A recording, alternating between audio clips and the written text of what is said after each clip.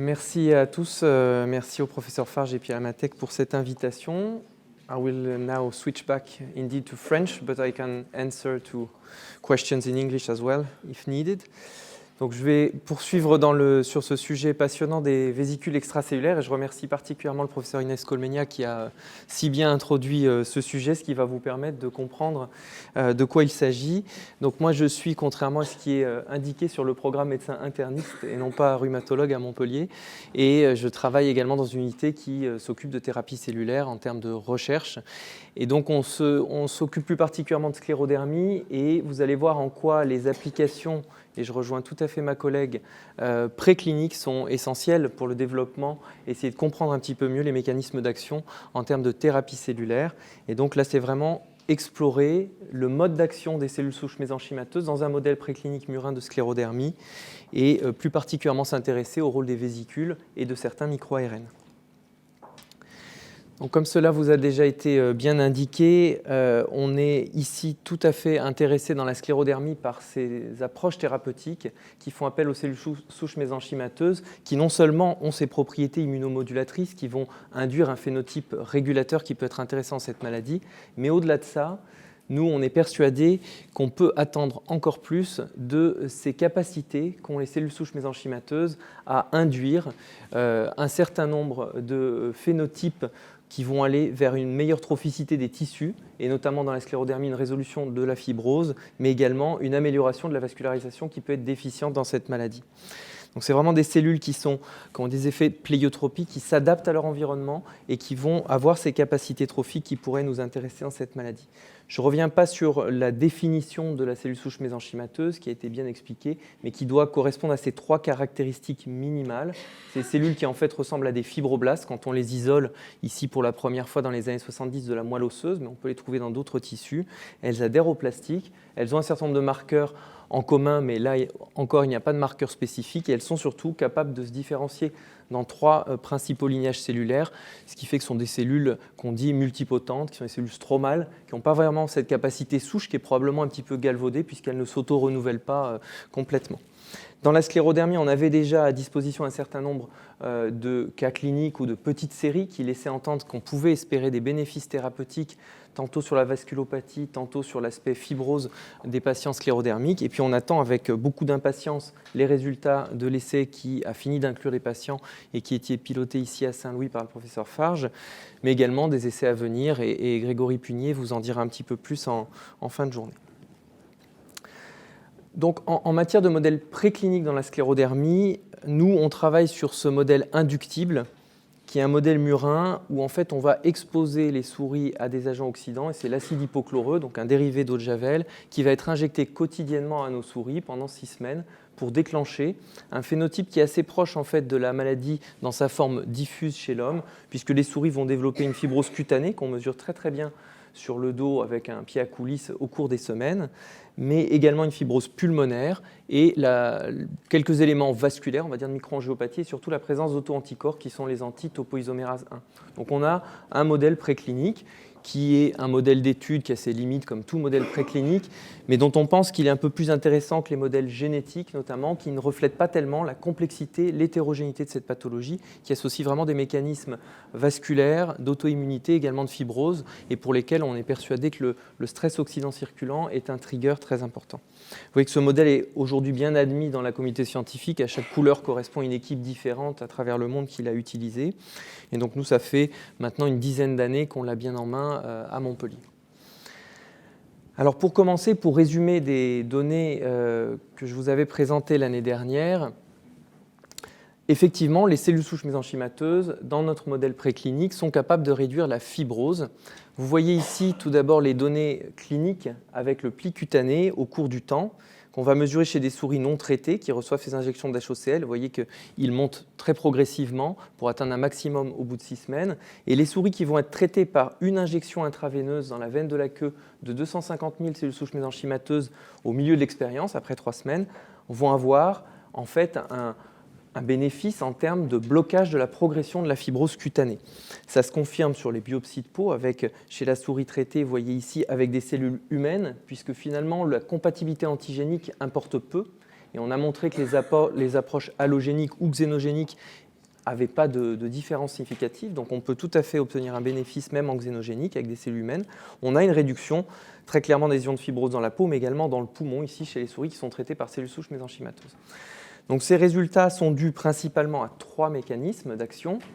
Le premier mécanisme, c'est un effet immunosuppresseur. Vous ne le voyez peut-être pas ici totalement bien, mais globalement, dans les biopsies de peau de ces souris, il y a un important infiltrat en lymphocytes T, en macrophages, comme on peut le voir chez les patients dans les formes débutantes, œdémateuses, très inflammatoires. Et après injection de cellules souches mésenchymateuses, ces cellules inflammatoires qui infiltrent le tissu disparaissent complètement.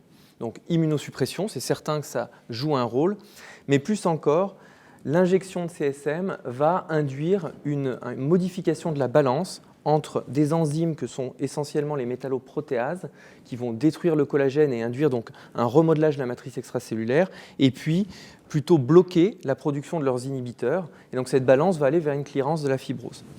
Donc ça, on l'a retrouvé dans différentes conditions également dans le modèle, et on pense que c'est un des mécanismes les plus importants probablement. Mais ça passe aussi par la gestion du stress oxydant, et en fait, l'injection de CSM est capable d'augmenter les défenses antioxydantes de la souris traitée, avec notamment l'induction de certaines enzymes comme la superoxyde dismutase, mais également à travers la voie INOS qui semble particulièrement impliquée. Et donc tout cela est vrai en approche autologue, allogénique, xénogénique, avec des cellules issues de moelle osseuse, mais également d'origine adipocytaire, qui sont aujourd'hui des cellules d'intérêt. On n'a pas exploré le cordon ombilical ou les annexes placentaires au sens large, qui sont également des sources très intéressantes de CSM. En termes de mécanisme d'action, vous avez ici la démonstration de ce que vous avez présenté le professeur Colmeia. Effectivement, il n'y a pas besoin ni de greffe de la cellule dans le tissu, ni de contact cellule-cellule prolongé. Et c'est ce qu'on appelle, je préfère le dire comme ça, kiss and go, on peut dire aussi hit and run. La CSM va être injectée par voie intraveineuse, elle va arriver dans le poumon de la souris, et en fait, quand on regarde ici avec des cellules marquées pour la GFP, injectées à J21 dans le modèle, qui ont un bénéfice comme des cellules non marquées, donc la manipulation génétique n'a pas du tout poser problème au bénéfice thérapeutique, vous voyez que ces cellules ne sont jamais retrouvées dans la peau de la souris, donc elles restent dans le poumon. Et si on les trouve dans le poumon, c'est 1 à 2 jours, pas plus. Donc il n'y a pas besoin d'avoir la persistance de la cellule dans le tissu. C'est ce qui explique aussi probablement que la question de la compatibilité antigénique n'est pas essentielle, puisque même s'il y avait un rejet, finalement, ce n'est pas un obstacle à l'effet thérapeutique. Et on en revient donc à l'idée que la CSM fonctionne essentiellement à travers la sécrétion en fait, d'un certain nombre de molécules de facteurs solubles qui vont soit directement, soit indirectement, à travers les vésicules qui les transportent, être responsables des effets thérapeutiques. Donc c'est un mécanisme exocrine, j'aimerais bien dire même endocrine d'action dans l'organisme. Et donc ceci ouvre la porte à d'autres études et puis à d'autres approches thérapeutiques. Alors c'est des perspectives qui sont probablement un peu éloignées pour l'instant, mais l'idée c'est peut-être d'aller vers une thérapie acellulaire où on pourrait utiliser la vésicule extracellulaire au lieu de la cellule entière. Donc c'est vraiment la question qu'on s'est posée ici, et c'est Pauline Rosier, qui est actuellement doctorante au labo, à qui je dois ces résultats, qui a poursuivi les travaux après mon départ et que je continue à encadrer avec beaucoup de plaisir aujourd'hui.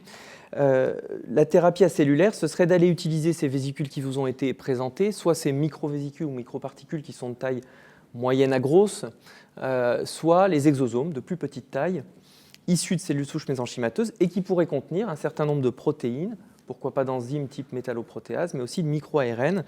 Et on a voulu s'intéresser plus spécifiquement à MIR29A, qui est un micro-ARN dont il a été montré qu'il pourrait avoir un rôle antifibrotique dans la sclérodermie. On y reviendra. Donc voilà nos deux hypothèses, et voilà les hypothèses qu'on a explorées. La première question, c'est donc est-ce que ces vésicules sont capables de reproduire l'effet de la cellule souche mésenchymateuse dans notre modèle préclinique de sclérodermie. Donc voilà comment on a procédé. Je ne reviens pas en détail sur ce qui vous a été montré précédemment, mais simplement on cultive nos CSM dans un milieu qui est plutôt pauvre en sérum de veau fœtal pour déclencher, c'est un stimulant en fait pour déclencher la production de microparticules qui n'est pas constitutionnel comme c'est le cas des exosomes. Puis par un jeu de centrifugation répété, on va séparer les vésicules de plus petite taille, à droite ici, small size, qui sont donc les exosomes, des vésicules de plus grande taille, qui sont globalement les microparticules avec les limites qui vous ont été indiquées. Effectivement, la valeur de 200 nanomètres est une limite à laquelle on trouve probablement une population hétérogène de vésicules. Et donc, les questions sont celles-là. Est-ce qu'on reproduit les effets? Puis deuxième question, au fait, est-ce qu'il y a une différence entre l'injection d'exosomes et de microparticules? Et donc, on va voir tout ça. Donc, on a simplement utilisé le modèle que je vous ai présenté précédemment en injectant soit notre quantité habituelle de cellules souches mésenchymateuses, 250 000 cellules, soit la quantité produite par ces mêmes 250 000 cellules de vésicules, qui sont des exosomes ou des microparticules, 3 groupes de souris bien distincts, et on a comparé les résultats. Et vous voyez qu'en termes de réduction du pli cutané, on est à la fin de l'expérience avec un bénéfice qui est à peu près similaire. Et de la même façon, sur les coupes de peau ou de poumon, on n'a pas de grosse différence entre l'injection de cellules entières, de microparticules ou d'exosomes dans notre modèle.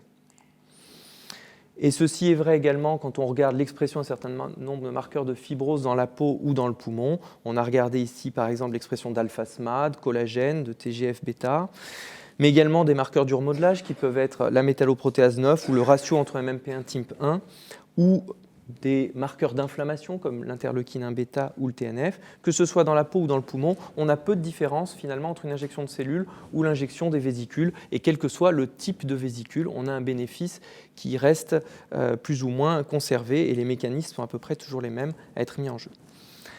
La question suivante était de se dire, est-ce que le priming, donc l'activation de la cellule souche mésenchymateuse préalable au recueil des vésicules, peut influencer les résultats? Puisqu'on a donc montré que le priming était capable, et c'est le professeur Colmenia qui nous l'a rappelé tout à l'heure, de récupérer plus de vésicules en quantité, et deuxièmement d'avoir des vésicules plus immunosuppressives. Donc l'utilisation d'interféron gamma, par exemple, pourrait permettre d'avoir des vésicules plus efficaces. Et en fait, globalement, on n'a pas vu de grosses différences, avec peut-être quand même sur des hautes doses d'interféron un bénéfice supérieur sur la population de microparticules, dont je rappelle qu'elles étaient effectivement sujettes pour leur production, leur sécrétion, à la stimulation. Mais il n'y a pas d'énormes différences malgré tout, donc on était un petit peu déçus par ces résultats. Et puis d'autre part, on a regardé si la quantité de vésicules avait une influence. Et ce qu'on voit, et là on confirme, c'est des résultats assez surprenants, mais on confirme ce qu'on avait observé avec les cellules entières, plus on injecte, moins ça marche. Et au bout d'un moment, on perd l'effet thérapeutique complètement. Donc si on met trop de vésicules, vous voyez ici que la courbe en orange, elle est totalement superposable à celle des souris en noir non traitées. Donc on n'a pas d'effet thérapeutique. On est ensuite allé voir ces vésicules contenant un certain nombre de micro-ARN, si notamment MIR29A pouvait être impliqué, d'une part dans le rôle dans l'effet thérapeutique des cellules souches mésenchymateuses et d'autre part dans l'effet des vésicules en elles-mêmes. Alors pourquoi s'intéresser à MIR29A? Donc cette idée, elle venait de cette publication en 2010 d'une équipe allemande qui avait montré que d'abord dans les fibroblastes de patients sclérodermiques, on avait globalement moins d'expression de MIR29A dans la peau et que c'était inversement finalement corrélé à la production de collagène. Donc on a l'impression que ce MIR est antifibrotique et effectivement in vitro, quand on utilisait ici un pré-MIR pour augmenter l'expression de MIR29A, on voyait que le fibroblaste malade il produisait moins de collagène. Et à l'inverse, quand on bloquait ce MIR d'intérêt qui est MIR29A avec un antagomir, on avait tendance à avoir des fibroblastes qui produisaient un peu plus encore de collagène. Donc ça, c'est une démonstration qui était assez séduisante. Et on se dit peut-être que c'est un des MIR qui est impliqué dans l'effet thérapeutique des CSM. Pour y répondre, on s'est d'abord assuré que ce MIR était bien exprimé dans nos cellules souches murines, mais également humaines. On l'a vérifié dans les cellules de moelle osseuse, dans les cellules adipocytaires, mais également dans les vésicules. Vous voyez qu'on a une expression de MIR29A dans notre population de cellules et de vésicules. Donc on va pouvoir aller étudier par deux stratégies le rôle de ce MIR dans l'effet thérapeutique des CSM. Tout d'abord en augmentant l'expression avec un pré-MIR, et on imagine qu'on va avoir un meilleur effet thérapeutique, et ça pourrait être une perspective clinique intéressante, ou alors en diminuant son expression avec un antagomir, et ça démontrerait que MIR29 est tout à fait essentiel au rôle à l'effet antifibrotique des CSM. Alors pour surexprimer MIR29A, on a utilisé un pré-MIR et vous voyez qu'on arrive avec une transfection à avoir une expression augmentée, donc la transfection est efficace. Mais finalement, quand on injecte nos cellules souches mésenchymateuses, donc là on est sur la cellule entière avec le pré-MIR transfecté, donc on a augmenté l'expression de ce MIR29A dans la CSM, on n'a pas de bénéfice supérieur au niveau thérapeutique. Donc très décevant finalement de manipuler cette voie, ça ne permet pas de meilleur effet thérapeutique.